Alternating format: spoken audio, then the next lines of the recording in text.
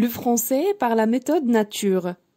Rédigé par l'auteur Arthur M. Johnson. Chapitre 28. 28e chapitre. La fin de l'histoire. Voici la fin de l'histoire de Fatima telle que l'entendent ce soir Monsieur Doumier et ses amis. Henri et Sabine ont attendu toute la journée et toute la nuit. Mais Fatima n'est pas revenue. Le lendemain matin, il était clair que la petite fille était disparue. Mais où, comment, pourquoi? Personne n'a pu le dire. On a demandé à tous les petits amis et à toutes les petites amies de Fatima, à toutes les personnes du voisinage. Mais la réponse a toujours été la même. Personne ne savait rien. Même la meilleure amie de Fatima, la petite Kereba, n'a rien pu dire. Elle ne savait pas non plus où elle était son amie. On a cherché partout, dans la ville même et dans le voisinage de la ville. Partout, la même réponse. Personne n'avait vu la fillette. Cette nuit-là, Henri et la pauvre Sabine n'ont pas dormi un instant. Le jour suivant, Henri et quelques amis ont cherché de nouveau. Mais cela a été partout la même chose. Pas de Fatima. Henri a alors de nouveau parlé de l'affaire à Monsieur Bourdier. Et les deux hommes ont décidé qu'ils demanderaient à d'autres personnes de les aider à chercher Fatima, si à la fin de la nuit suivante elle n'était pas encore entrée. Henri ne pouvait pas croire que Fatima avait quitté la ville. Il est vrai que c'était une ville de plus d'1 million d'habitants, mais Henri espérait retrouver la petite. Ni lui, ni Sabine n'ont pu dormir cette nuit, pas plus que la veille. Et jusqu'à 2 heures, ils n'ont rien entendu. Puis, à 2 heures, ils ont entendu dans la rue les pas rapides de quelqu'un qui venait très vite vers leur maison. Un instant après, les pas se sont arrêtés devant la porte de la maison, et Sabine et Henri ont entendu plusieurs coups rapides. Toc, toc, toc. Quelqu'un frappait à la porte. Comme la nuit était très calme, les coups ont semblé très forts. Henri et Sabine ont compris que quelque chose s'était passé. Fatima aurait-elle été retrouvée? Sabine est allée ouvrir. Celui qui avait frappé à la porte était Moucha, le fils de la bonne des Bourdier. Il avait couru si vite qu'il n'a rien pu dire d'abord. Puis il a dit « Monsieur Henri, vite ! Mamselle Marianne, Fatima, vite !» Et il a répété « Vite, vite, vite !» Henri, qui sortait de sa chambre à ce moment, n'a rien compris, excepté que Fatima devait être retrouvée, et il a cru qu'il était arrivé quelque chose à Marianne. « Qu'est-ce qu'il y a, Moucha? Parle !» a-t-il dit au petit garçon. Mais Moucha a seulement pu répéter ce qu'il avait déjà dit en arrivant. « Monsieur Henri, vite! Mamselle Marianne, Fatima, Monsieur Henri, venez vite !» Le petit garçon ne savait rien excepté que Fatima avait été retrouvée. Puis il a dit que Marianne l'avait envoyé chez Henri pour lui dire de venir tout de suite. Comme Henri était habillé, il pouvait partir sans attendre un seul instant, et ils ont tout de suite quitté la maison, tous les trois. Henri marchait vite. Il était très sérieux. À côté de lui, Sabine et le petit Moucha, pour marcher aussi vite que lui, devaient marcher à pas beaucoup plus rapides, car leurs jambes n'étaient pas aussi longues que celles du jeune homme. Sabine, qui était très grosse, soufflait très fort. Pff, pff. Les grosses personnes soufflent toujours quand elles marchent très vite. À un autre moment, Henri aurait souri en la voyant, mais cette nuit-là, il n'a même pas remarqué que Sabine s'arrêtait tous les 10 pas. Puis faisait, presque en courant, quelques pas très rapides pour le suivre, et que chaque fois elle disait « Oh là là !» et puis soufflait encore plus fort qu'avant. Moucha non plus ne parlait pas, mais tandis qu'Henri et sa grosse bonne marchaient en silence, Moucha chantait une petite chanson en courant, et tous les 10 ou 15 mots, il répétait « Vite, vite !» 10 minutes après être partis de chez Henri, ils sont arrivés tous les trois chez les Bourdier. Ils ont été reçus par la mère de Marianne, et ont pu savoir ce qui s'était passé. Voici ce que leur a raconté Madame Bourdier. Quand Henri les avait quittés la veille, après avoir parlé avec Monsieur Bourdier de la fillette disparue, il était très tard, et Marianne était très fatiguée. Elle s'était donc couchée tout de suite. Et un quart d'heure plus tard, elle dormait. Dans le silence de la maison endormie, on n'entendait que le tic-tac de la grosse pendule du salon. Tout à coup, vers 1h30, un grand cri avait réveillé toute la maison. Le cri venait de la chambre de Marianne. Tous les habitants de la maison étaient arrivés en courant, pour aider Marianne si quelque chose lui était arrivé. Au bout de quelques minutes, la chambre était pleine de monde, parlant en même temps, criant, posant 1000 questions à Marianne. Et devant la fenêtre ouverte, sur le plancher, Fatima était couchée. Elle était immobile, comme morte. Mais elle n'était pas morte. Elle était seulement évanouie. Elle était couchée sur le ventre. On n'avait donc pas vu ses yeux tout de suite. Mais ensuite, on avait vu qu'ils étaient fermés et qu'elle avait à la main un poignard dont la pointe était entrée dans sa jambe droite. Heureusement qu'elle ne lui est pas entrée dans le ventre, avait dit Marianne. Puis elle avait raconté ce que les autres ne savaient pas encore. Elle avait été réveillée par un grand cri, et par le bruit de quelqu'un ou de quelque chose qui tombait sur le plancher. Tandis que toute la maison arrivait en courant, elle avait allumé la lampe qui se trouvait près de son lit. Elle avait alors vu le corps immobile de Fatima, couché devant la fenêtre. Elle avait appelé, mais la fillette n'avait pas répondu. Était-elle morte ou seulement évanouie? Marianne avait sauté de son lit et était allée en courant auprès de la petite.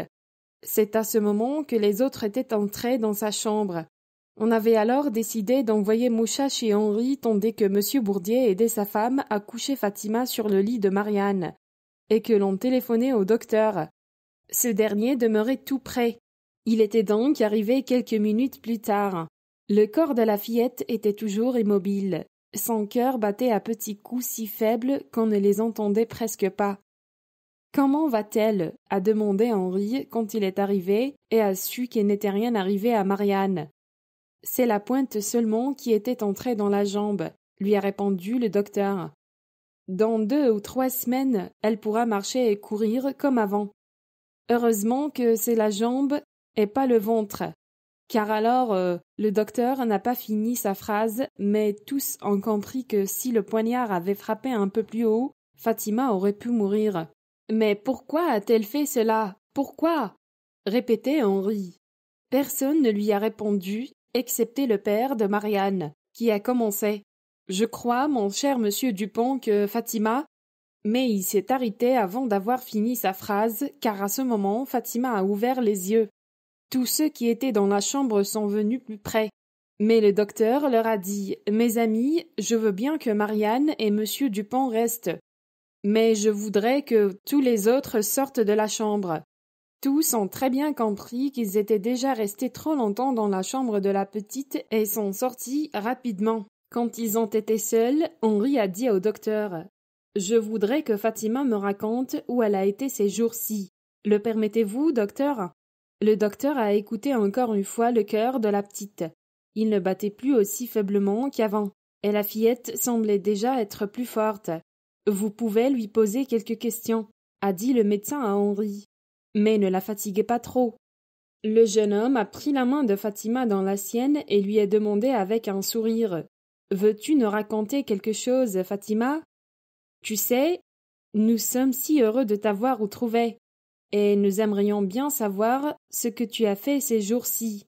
Tu sais, nous t'avons cherché partout, mes amis et moi, et nous étions très malheureux. » Fatima a regardé Henri, puis Marianne, mais n'a pas répondu. Les 2 jeunes gens ont attendu quelques minutes. Puis Marianne a dit à la petite « Ne parle pas maintenant, Fatima, je te comprends très bien, tu sais ? Maintenant tu vas dormir, et puis demain j'espère que tu iras mieux, et tu nous raconteras alors ce que tu voudras. Rien de plus, c'est bien ?» Fatima a souri faiblement et a dit oui. Henri et Marianne sont alors sortis de la chambre sans faire de bruit. Le docteur leur avait dit d'éteindre toutes les lampes excepté la plus faible. Il n'avait donc pas éteint celle-ci, mais l'avait posée près du lit, sur le plancher. Quand ils sont sortis, Henri a appelé Sabine et lui a dit que Fatima s'était endormie, et qu'il voulait qu'elle l'appelle tout de suite si Fatima se réveillait ou n'allait pas bien. Sabine est entrée chez sa fille sans faire de bruit pour ne pas la réveiller. Fatima dormait comme l'avait dit Henri. Le docteur lui avait fait boire quelque chose et elle n'avait plus mal à la jambe. Elle avait eu très mal en sortant de son évanouissement. Henri et Marianne n'ont rien pu savoir les 2 premiers jours. Fatima n'a rien voulu dire. Et les 2 jeunes gens n'ont pas voulu aller trop vite. Personne n'a rien su de toute l'affaire, excepté ceux qui étaient dans la maison cette nuit-là. Les Bourdier et Henri ont voulu que cela reste entre eux. Leurs voisins, leurs amis, même n'ont rien su. Les Bourdier ont fait tout ce que leur a demandé le docteur pour aider Fatima, qui allait mieux de jour en jour. Et un soir, vers la fin de la semaine, Fatima était partie de chez Henri le lundi. Lorsque Marianne a éteint la lampe et a dit bonne nuit à la fillette, celle-ci l'a appelée d'une voix encore peu faible. Et quand Marianne lui a demandé ce qu'elle voulait, Fatima lui a dit de s'asseoir à côté d'elle. La jeune fille a fait ce que la fillette lui demandait, et Fatima a commencé à lui raconter l'histoire de ces 2 jours. Quand Fatima avait dit à Henri qu'elle voulait voir Marianne, c'est parce qu'elle avait décidé de tuer la jeune fille. Marianne devait mourir. Pourquoi? Fatima ne le savait presque plus, mais elle aimait tant son Henri qu'elle refusait de le voir amoureux d'une autre femme. Elle voulait qu'il reste toujours avec elle, qu'il ne raconte qu'à elle ses belles histoires, au bruit de la fontaine du jardin. Depuis qu'il passait ses soirées avec Marianne, Fatima était très malheureuse. Elle avait donc décidé de tuer l'autre. Elle avait trouvé un poignard dans la maison, et la nuit venue, elle avait quitté la maison. Elle avait passé le lendemain et le jour suivant dans le voisinage de la maison des Bourdier. 1 ou 2 fois, elle avait cru qu'on l'avait vue. Et elle avait couru pendant 10 minutes au plus pour ne pas être prise. La nuit, elle avait dormi dans un jardin. Là, personne ne l'avait remarqué. La 3e nuit, vers 1 heure, elle avait sauté dans le jardin des Bourdier. Elle avait remarqué la veille et les autres nuits qu'à 1 heure toute la maison dormait. Au moment où elle se préparait à monter à la fenêtre de Marianne, la pendule avait sonné. Fatima était restée immobile pendant très longtemps. Pendant la demi-heure suivante, elle avait voulu plusieurs fois s'en aller, courir à la maison, retrouver son bon lit. Mais elle s'était dit chaque fois que cela n'était plus possible. Elle devait vite finir ce qu'elle avait commencé et tuer cette femme. À 1h30, une lampe s'était allumée au 2e étage, mais s'était éteinte de nouveau un instant plus tard. Puis la pendule avait sonné. Fatima avait attendu encore un peu. La maison était bien endormie. Elle était montée rapidement, mais sans bruit, jusqu'à la fenêtre de Marianne. Elle était ouverte. Fatima avait appelé faiblement, puis avait attendu en silence. Mais le corps de la jeune fille était resté immobile. Fatima avait cru un instant qu'elle l'avait vue sourire. Elle avait fait un geste pour repartir, mais à la fin elle avait sauté dans la chambre, le poignard à la main. Elle ne savait pas ce qui s'était passé après cela. Elle était restée évanouie assez longtemps. La pointe du poignard lui était entrée dans la jambe. Quand on avait trouvé la fillette, Moucha avait été envoyée chez sa mère et Henri. À leur arrivée chez les Bourdier, Henri et Sabine avaient cru un instant, comme les autres, que Fatima était morte, car elle était tout à fait immobile. Mais le docteur, nous le savons, avait dit que ce n'était pas très grave, parce que le poignard n'avait frappé que la jambe. Et on avait décidé que la petite resterait quelque temps chez les Bourdier. Après avoir écouté cette histoire, Marianne a demandé à Fatima « Et maintenant, Fatima, veux-tu toujours me voir mourir ?»« Oh non !» a répondu la petite. « Je t'aime beaucoup maintenant, parce que tu as été si bonne pour moi. » C'est ainsi que Marianne et la petite Fatima ont fini par devenir les meilleures amies du monde. La fillette trouvait maintenant que la future femme de son Henri était la meilleure femme du monde. Quand elle a pu recommencer à marcher, elle est restée encore 1 semaine chez les Bourdier, et c'était un vrai plaisir de la voir suivre la jeune fille partout où elle allait, dans la maison et dans le jardin. Et quand elle se couchait, elle voulait toujours que Marianne et Henri restent tous les 2 dans sa chambre pendant 1 demi-heure, et elle écoutait comme avant les histoires d'Henri. Parfois, elle regardait la jeune fille avec un regard très sérieux, sans sourire. Elle pensait peut-être en ces moments à ce qu'elle avait voulu faire. Quand Henri et Marianne ont pensé que Fatima allait tout à fait bien, Ils l'ont fait rentrer chez sa mère. Mais elle a continué à revenir souvent chez Marianne, et elle a fini par passer la moitié du temps chez l'une, la moitié chez l'autre. Au bout de quelques semaines, elle n'a plus su où elle préférait demeurer. Mais c'était Henri qui était toujours son grand amour. Et quand il est mort, 2 ans plus tard, Fatima a été si gravement malade que sa mère a cru plusieurs fois qu'elle allait mourir. Mais elle n'est pas morte. Après ce jour-là, elle a donné tout son petit cœur à Marianne. Il n'aurait pas été possible à la jeune femme de trouver une meilleure amie. Voilà donc l'histoire de Fatima. Au moment où André Comot a fini de la raconter, le vieux Passavant lui a dit « Je vois que Fatima a décidé de suivre Marianne partout où elle ira. Je crois donc qu'il sera impossible de ne pas la faire venir en France en même temps que Marianne et ses 2 enfants. Qu'en penses-tu, Arthur » a-t-il demandé à Doumier.